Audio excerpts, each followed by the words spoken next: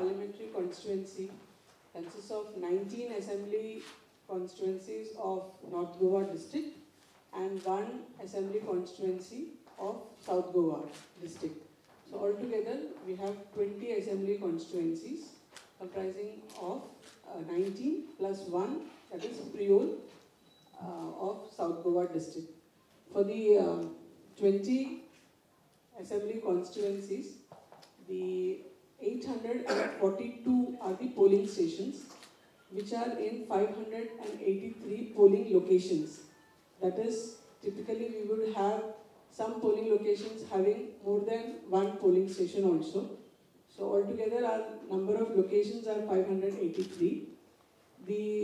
As per the last published electoral list, the total number of electors is 5,53,206. Of course, the final supplement will be published on the 4th of April, when we will get the exact number of electors. As announced by the Honorable Election Commission of India, the notification will be issued on 28/3/2019. Nominations will start from that day. And the last date for receipt of nominations will be 4/4/2019 till 3 p.m. Between this 28th to 4th, every day from 11 a.m. to 3 p.m. Nominations will be received, except on Sunday. The date of scrutiny is 5/4/2019. Withdrawal date is 8/4/2019. And the date of poll is 23/4/2019. Date of counting is 23/5/2019. Towards our poll preparedness, the Model Code of Conduct has already been in force from the day the elections were announced. To that extent, we have constituted flying squads and static surveillance teams as per the directions of the ECI. These teams are already in force. Flying squad teams consist of 1 officer, 1 police and 1 videographer who are providing round-the-clock 24/7 flying squad. They will monitor the implementation of the Model Code of Conduct. So that activity has already started. And we also, in addition to this, we also have the static surveillance teams, particularly in the border areas. That has also been put into force. Other than that, we have sector officers. Roughly every sector officer has 10 polling stations under them. So we have around 100 sector officers who will monitor the 10 polling stations under them. The polling personnel we require is around 5,200 with a reserve of 20%. To that extent, we have trained around 6,500 people already. So the first round of training of polling personnel has been completed, and the second round of training will happen at the level of the AROs. For the polling election officials, the DEO is the RO. There are 11 AROs who have been notified by the Election Commission. Because we will be having 2 by-elections in addition to the Parliament election, Mandre and Mapsa will have returning officers at their level to return the candidates to the Assembly. And the parliamentary constituency of North Goa will be 1 other Parliament election.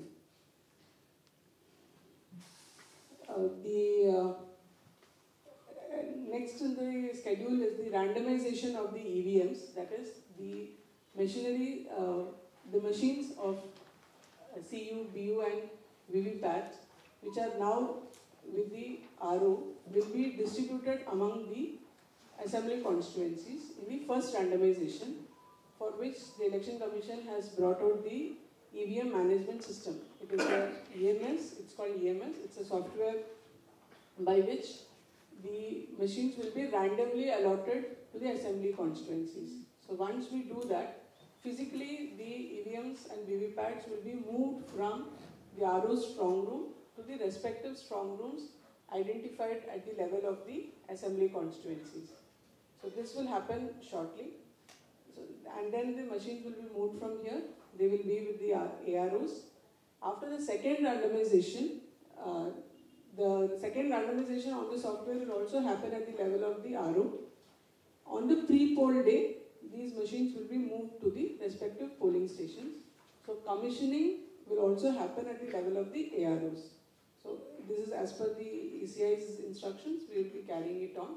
We are prepared towards that also. Strong rooms have been identified for each of the assembly constituencies. So once first randomization happens, we will be able to transfer our machinery to the electoral machines to the respective assembly constituencies.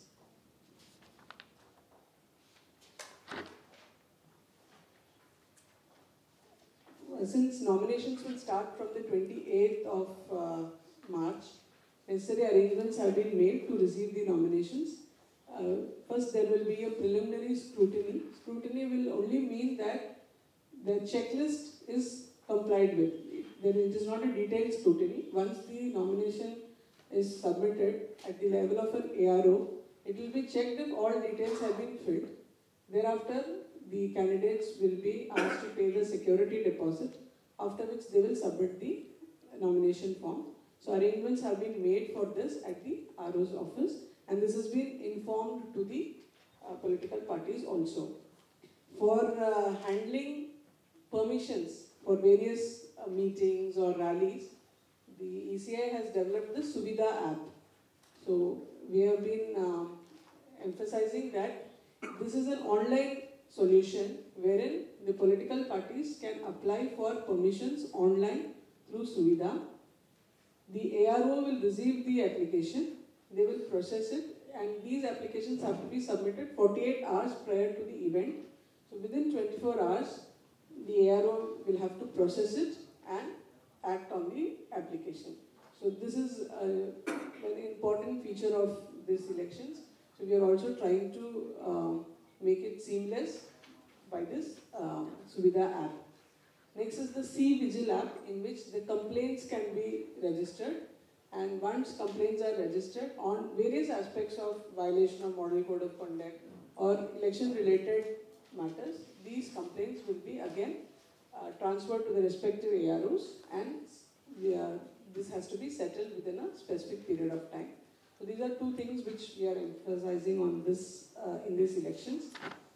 Over and above that, the focus, of course, is on inclusive elections. So we are encouraging different segments of the population to come and vote. To this extent, we have had one awareness session with the visually impaired. We are also planning for another session with the hearing impaired, so that PWDs, that is persons with disabilities, will be facilitated for participating in the process of election.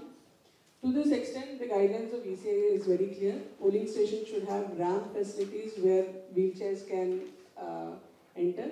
So we are checking these polling stations for this. There are assured minimum facilities of toilets in polling stations, drinking water, ramps, and sufficient waiting place. So all these arrangements are being tied up at our level. There is guidelines of ECI that political parties should use more of biodegradable material for canvassing. So this information also we have brought it to the notice of the political parties. So we are expecting that the use of plastics and other non-biodegradable materials during the process of election will be lesser to contribute to the environment.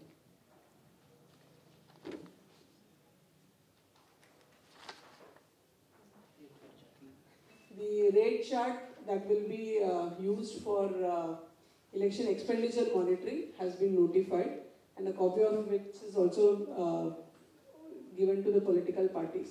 So the election expenditure monitoring will be based on the notified rate chart. So there are categories in which postal ballot is permitted. That is, they are registered elector, but on that day if they have a poll duty, by which they will not be able to physically go to their polling station, assigned polling station, and cast their vote. such kind of people are given postal ballots. In case they are going to do a duty within the same constituency, then they are given an election duty certificate, EDC, by which they can vote in the same polling station where they will be put on duty. So these are two categories of people. That means their name should have been there in the voter list, and they should have been officially appointed on poll duty, for which before the poll, right now only, we have started issuing them those forms, which they will have to get it filled, and along with their voter ID card, they will submit it. And on the day of distribution of the polling material, there will be a facilitation center where they can cast their vote. So postal ballot is allowed for those category of people.